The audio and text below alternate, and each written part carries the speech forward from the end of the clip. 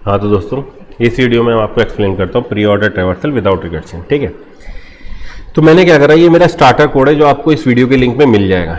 ठीक है, तो पहला हमने प्री ऑर्डर लिख रखा है जिसमें हमने रिकर्शन यूज़ किया, उसके थ्रू प्रिंट कराया। अब मैं विदाउट रिकर्शन लिखना चाहता हूँ।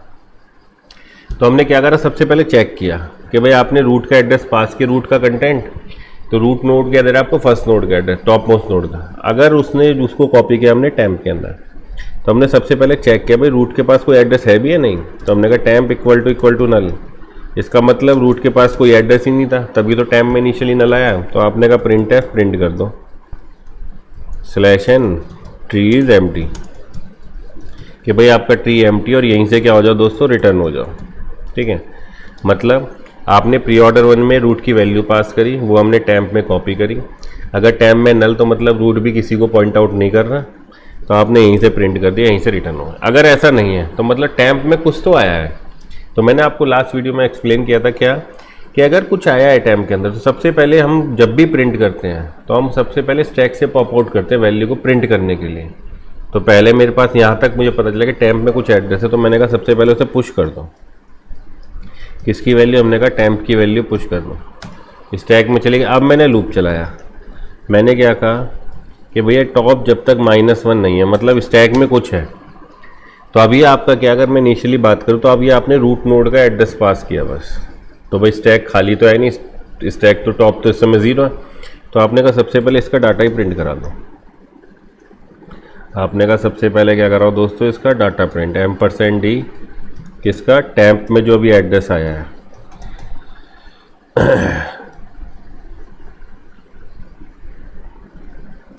लेकिन मैंने क्या कहा, प्रिंट करने के लिए हम हमेशा क्या करेंगे सर, स्टैक से ही पॉप आउट करेंगे। तो मैंने ये लाइन लिख दी, टैम्प इक्वल टू पॉप। इससे क्या होगा, जब आपने स्टार रूट नोड का एड्रेस आपने स्टैक में पुश किया, कोई दिक्कत नहीं। अब आपने लूप चलाया प्रिंटिंग के लिए, जो ये चेक करेगा स्टैक एम्प्टी तो नहीं। अगर एम्प्टी नहीं है तो स्टैक में जो भी डला है इस समय टॉप पे, वो वापस से पॉप आउट करके टैम्प में डाल दें।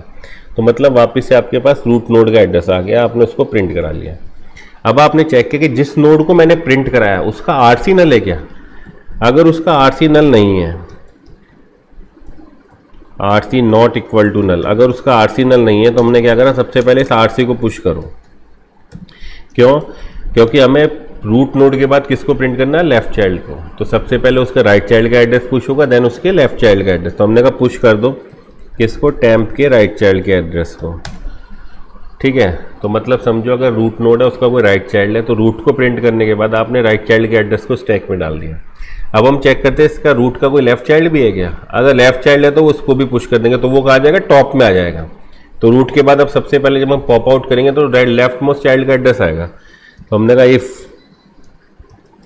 Temp arrow RC not equal to null, अगर वो भी नल नहीं है, एलसी कि टैम्प का लेफ्ट चाइल्ड भी अगर नल नहीं है, तो हमने क्या करा, उसको भी पुश कर दो। पुश कर दो किसको, टैम्प के लेफ्ट चाइल्ड के एड्रेस को। ठीक है, तो ये वाइल लूप दोबारा से चला। अब ये क्या करेगा, जो अब इस समय अगर लेफ्ट चाइल्ड होता तो सबसे पहले लेफ्ट चाइल्ड ही पॉप आउट होता, उसका एड्रेस मिलता, फिर उसका डाटा प्रिंट हो जाता। ठीक है, तो इस तरीके से फिर क्या करता वो, फिर अब वो लेफ्ट सब ट्री के अंदर देखता कि जिस लेफ्ट चाइल्ड को उसने सबसे प्रिंट किया उसका भी कोई लेफ्ट या राइट है क्या। अगर है तो सबसे पहले राइट को पुश करो, देन स्टैक को।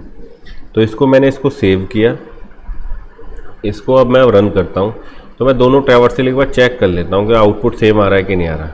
तो देखो दोनों का आउटपुट क्या आ रहा है, 20, 10, 50, 90, 40, 110, 95, मतलब बिल्कुल सही वर्क कर रहा है। अब मैंने कहा चलो मैं इस कोड को एक बार आपको फिर से पेंट पे एक्सप्लेन करने की कोशिश करता हूँ। ठीक है, जिससे आपको क्लियर हो जाए कि हमने इस चीज़ में किया क्या। मैंने इसको कॉपी किया,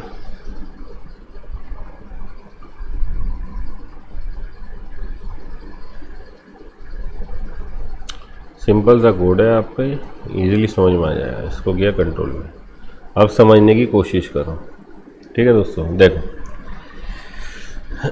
आपका ट्री ले लेते कोई, ये 15, 20, देन 25, देन 30, देन 40, और यहाँ पर डाल दिया 50। ठीक है दोस्तों, इनको एड्रेस देते हो, नोड का एड्रेस ए, इसका बी, इसका सी, इसका डी, इसका ई, इसका एफ, ये आपके एड्रेसेस हैं। ठीक है, अब देखते हैं तो भाई रूट के पास है इस फर्स्ट टॉप मोस्ट नोड का एड्रेस, तो रूट के पास है ये। तो आपने इन ऑर्डर मेन के अंदर जब कॉल किया तो रूट की वैल्यू पास करी, तो आपने ये एड्रेस पास किया। तो टैंप में इनिशियली क्या आया दोस्तों, ए, नल तो नहीं है। तो इनिशियली टैंप के अंदर जब फर्स्ट कॉल हुआ तो टैंप में आया ए, नल तो नहीं है, तो ये कोड तो चलेगा नहीं। वो क्या कहता है, टैंप की वैल्यू स्टैक में पुश कर दो। ये मेरा एक स्टैक है, उन्होंने कहा टैंप में जो वैल्यू स्टैक में पुश कर दो, तो मैंने ए स्टैक में पुश कर दिया। अब मैं आया स्टैक के अंदर कि भाई टॉप की वैल्यू क्या है, तो टॉप इस समय क्या हो चुका, 0 इंडेक्स, 0 1 2 3। अगर मैं बात करता हूँ ऊपर की साइज, ये मेरा स्टैक ऊपर की तरफ ग्रो कर रहा है। तो टॉप तो -1 नहीं है, तो आपने क्या करा, पॉप करो। सर इस वैल्यू को पॉप किया, वापस से मैंने टैंप के अंदर असाइन कर लिया, टैंप में वापस से आ गया। ठीक है, इस लाइन की वजह से फिर हमने क्या करा, टैंप इस समय जिसको पॉइंट करा उसका डाटा प्रिंट करा। तो टैंप पॉइंट करा इस समय 15 को, उसके पास यही है तो आपने 15 प्रिंट कराया। फिर आप चेक किया कि टैंप जिसे पॉइंट करा उसका आरसी नल है क्या, टैंप पॉइंट करा इसको, इसके आरसी में क्या दोस्तों सी, एलसी में क्या आर। तो आपने कहा इसका आरसी नल है क्या, उन्होंने कहा आरसी नल नहीं है। कि भाई टैंप का आरसी अगर नल नहीं है तो आरसी की वैल्यू डालो। तो ये वाली वैल्यू आपने स्टैक में पुश कर दी। ये तो पॉप हो चुका था तो स्टैक से गया, तो आपने वैल्यू स्टैक में पुश कर दी। फिर आपने चेक किया कि टैंप अभी जिस नोड को पॉइंट करा उसका एलसी नल है क्या, उन्होंने कहा एलसी भी नल नहीं है, तो तुमने कहा ऐसे भी स्टैक में पुश कर दो। तो स्टैक में टॉप पे आ गया बी। ये लूप फिर से चला, उनने चेक करा भाई टॉप क्या है, टॉप इस समय ये है आपका। तो उन्होंने कहा टॉप -1 है क्या, उन्होंने कहा टॉप तो -1 नहीं है। तो हमने कहा पॉप करो, जो टॉप मोस्ट एलिमेंट है टैंप में असाइन करो। तो टैंप में अब आ गया बी।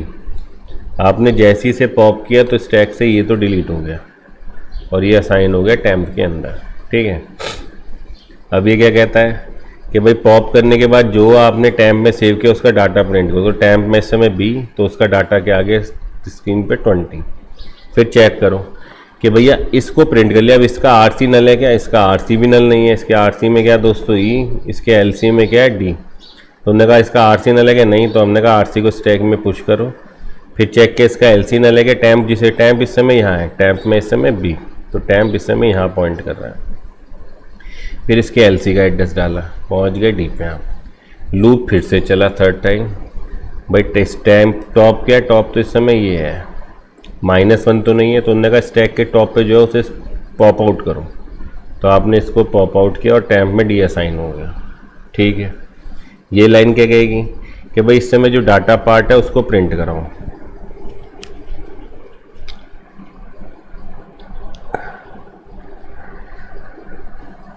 जो डाटा पार्ट है उसको प्रिंट करो। तो डाटा पार्ट क्या है आपके पास 30, टैंप में जब डी है तो डी का डाटा पार्ट 30, तो स्टैक पे प्रिंट किया। लेफ्ट चाइल्ड नल है, राइट आरसी नल है तो कुछ पुश नहीं होगा, लेफ्ट चाइल्ड नल है तो इसका भी कोई पुश नहीं होगा। ठीक है, तो ये स्टैक से पॉप आउट हो चुका पूरा आपका, डी जा चुका, उसकी वैल्यू प्रिंट हो गई। फिर आपने क्या करा, फिर लूप चला, टॉप -1 तो नहीं है, उन्होंने कहा नेक्स्ट वैल्यू पॉप आउट करो। तो डी के कारण तो स्टैक में कुछ नहीं गया। अब नेक्स्ट वैल्यू निकली तो यहाँ पे टॉप पे आ गई ई। ठीक है, तो अब आया ई, तो उसने क्या करा, जिसको पॉप अप टैंप में ई, तो उन्होंने कहा टैंप का डाटा प्रिंट कर, तो आपने प्रिंट कर दिया 40। अब ई का लेफ्ट चाइल्ड भी नल, राइट चाइल्ड भी नल, तो ई की वजह से भी स्टैक में कुछ नहीं जाएगा। तो ई पॉप आउट हो चुका, तो स्टैक में सिचुएशन क्या, केवल सी बचा हुआ है आपका। तो वाइल लूप फिर से चला, उन्होंने कहा टॉप -1 तो नहीं है भाई, टॉप तो इस समय ये है 0 है। तो उन्होंने कहा इसको पॉप आउट करो और टैंप में डाल दो, टैंप में डल गया अब सी। ठीक है दोस्तों, तो जो टैंप में आया पॉप आउट होगा उसका डाटा प्रिंट करा। तो सी का सी कहाँ से आ गया आपके पास, 1 मिनट रुकना जरा।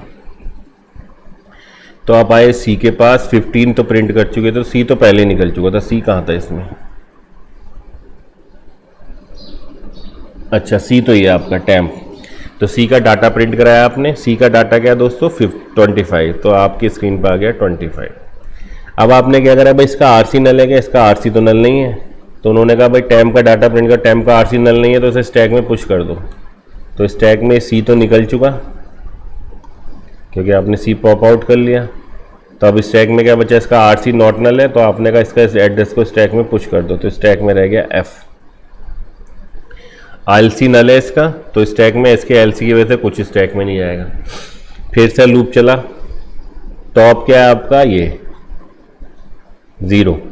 तो उनने फिर से क्या कहा कि जो भी स्टैक उसे टॉप पे उसे पॉप आउट करो। तो अब ये पॉप आउट हुई वैल्यू, तो सी की जगह पहुंच गया एफ स्टैक में।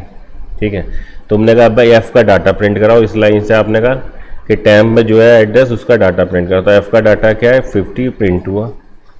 आपने चेक किया भाई टैम्प का एलसी न ले गया, उन्होंने कहा एलसी आरसी दोनों ले। तो मतलब एफ को प्रिंट करने के बाद भी आपको स्टैक में कुछ पुश नहीं करना। ठीक है, अब स्टैक से ये भी निकल चुका आपका एफ, ये भी पॉप आउट हो चुका। तो आप वापस से पहुंचे, तो जब पहुंचे तो उन्होंने कहा टॉप क्या है भैया, टॉप तो घट के अब क्या हो चुका आपका -1, क्योंकि स्टैक में कुछ भी नहीं बचा। तो टॉप हो गया -1, ये लूप ब्रेक हो गया। मतलब क्या, सिंपल सी बात जो मैं अगर आपसे कहता हूँ कि प्री ऑर्डर ट्रैवर्सल में आप जिस नोड को प्रिंट कर रहे हो, अगर उसके राइट चाइल्ड या लेफ्ट चाइल्ड नहीं है तो सीधा इसको प्रिंट करो और नेक्स्ट एलिमेंट स्टैक से निकालो। अगर उसका राइट चाइल्ड या उसके अगर लेफ्ट चाइल्ड राइट चाइल्ड कुछ नहीं है तो सीधा क्या, अगर उसको प्रिंट करो निकल जाओ प्री ऑर्डर के अंदर। अगर राइट चाइल्ड और लेफ्ट चाइल्ड है तो क्या करते हो आप, सबसे पहले इसको प्रिंट करते हो, देन स्टैक में राइट चाइल्ड डालते हो, देन लेफ्ट चाइल्ड डालते हो। इससे फ़ायदा क्या होगा कि स्टैक में आरसी से पहले आप एलसी को प्रिंट करने के लिए पहुंच जाओगे। और यही प्री ऑर्डर में होता है। प्री ऑर्डर यही तो कहता है कि पहले parent node, then left child, then right child. तो इस तरीके से आप प्री ऑर्डर ट्रैवर्सल कर सकते हो without recursion by using explicit stack. ठीक है दोस्तों, तो ये है आपका प्री ऑर्डर ट्रैवर्सल। तो अब नेक्स्ट वीडियो में मैं आपको एक्सप्लेन करूंगा post order traversal without recursion. चलिए।